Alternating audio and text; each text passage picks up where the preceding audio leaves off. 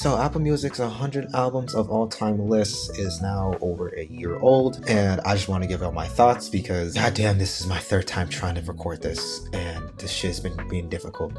So yeah, let's not waste any time and let's get into it. Okay, so at 95 we have Usher. Just a disclaimer, I won't be getting to every album on this list as I have not listened to, of course, obviously haven't listened to every album on this list, but I have listened to a couple that I know on here. So yeah, I just want to make that very clear. So yeah, Confessions by Usher at 95. Honestly, this definitely made me wonder on why they just didn't include The Weeknd at all on this list. If they wanted to include like House of Balloons, for example, I don't know. The Weeknd should be on this list if you're gonna have Usher, because the catalog is just not it, if you ask me. And Confessions, as good as it is nowhere near, I think, The Weeknd's like weakest. Lady Gaga at 89 with The Fame Monster. I mean, one of the best pop albums of her time and one of the best artists of her time. Definitely set a ground footing for herself when it comes to this album over here. So yeah, I actually do enjoy this record a bit. Okay, 50 Cent at 82 with Get Rich or Die Trying. Now, this is an album I'm actually planning to do a review on, and just to give y'all a basic gist of it, this shit is mediocre. This shit has a great start from the first, like a little bit of the first half of the record, but as I kept going, this shit got really daunting, and a lot of the production choices was just not there. Even 50 Cent's rapping does not hold up either. I mean, even when it comes to like the gangster rap era, 50 Cent was I guess just the best they could come up with, and this one was just not that great of a listen overall as an album goes. So yeah, it should not be on this list. Eminem with the Marshall Mathers LP at 80. What are you doing? This is one of the greatest hip-hop albums of all time, and obviously Eminem's best. It has one of the best fucking hooks and choruses of all time, especially when it comes to the hip-hop space. I mean, it's like the quintessential Eminem album, and you have it at fucking 80. I mean, jeez, like this is crazy to me.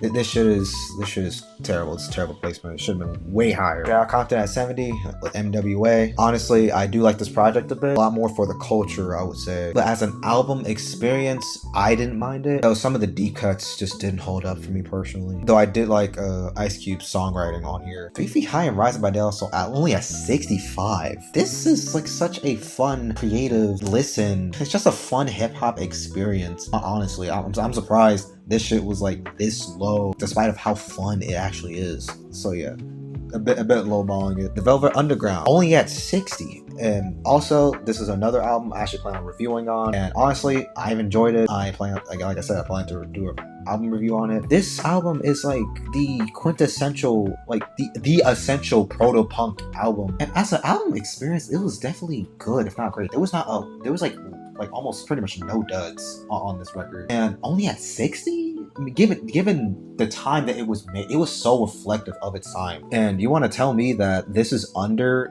the Arctic Monkeys album AM? No, get out of here. No.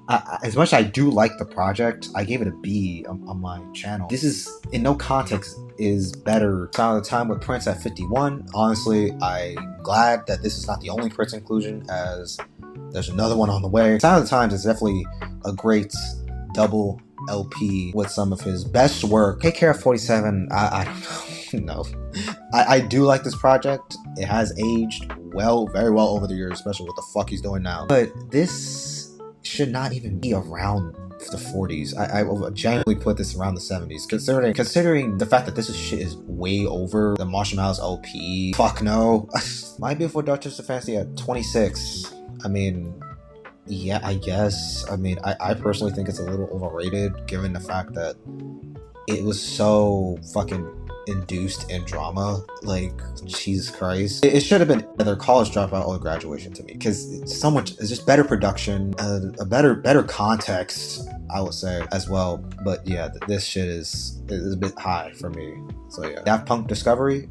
I love Discovery. If you know me personally, you know how much I love this fucking album. I mean, one of the greatest electronic music albums of all time. This actually makes me wonder of the names that were not included that are in the electronic music space. Specifically, the guys who pioneered a lot of these motherfuckers' sounds in that space. Like Aphex Twin, for example, like no selected ambience work. Like that is crazy. Dr. Dre with The Chronic at 19. It's pretty high. This is pretty damn high. As much as I do like this album, it definitely set set a stage for Dr. Dre's career. One hell of a Kickstarter with the genre of G-Funk with Snoop Dogg and everyone at Death Row. 1989, Taylor's version, the objectively worst version of 1989. Like, the mixes are worse. It doesn't hit the same. And as far as like songwriting goes, like, she's nowhere near the level of a lot of these people. So yeah, I think this version is a little high. Even like the bass version, even like the original version from 2014, it is not even on this level either. So no, this is like way too high. Okay, Good Kid, Mad City.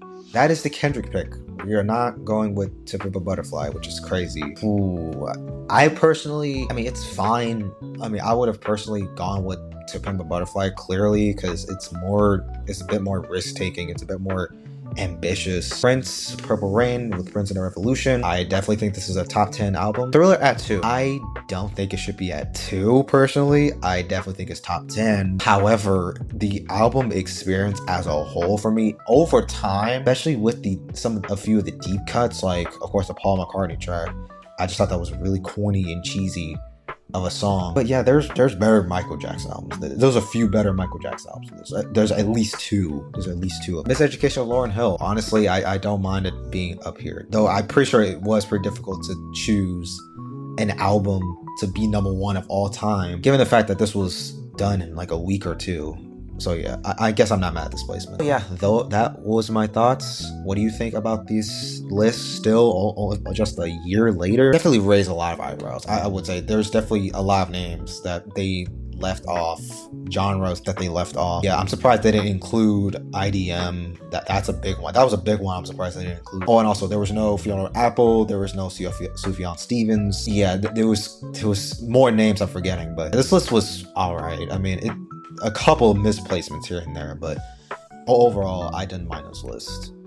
So yeah, like and subscribe, and I'll see y'all later.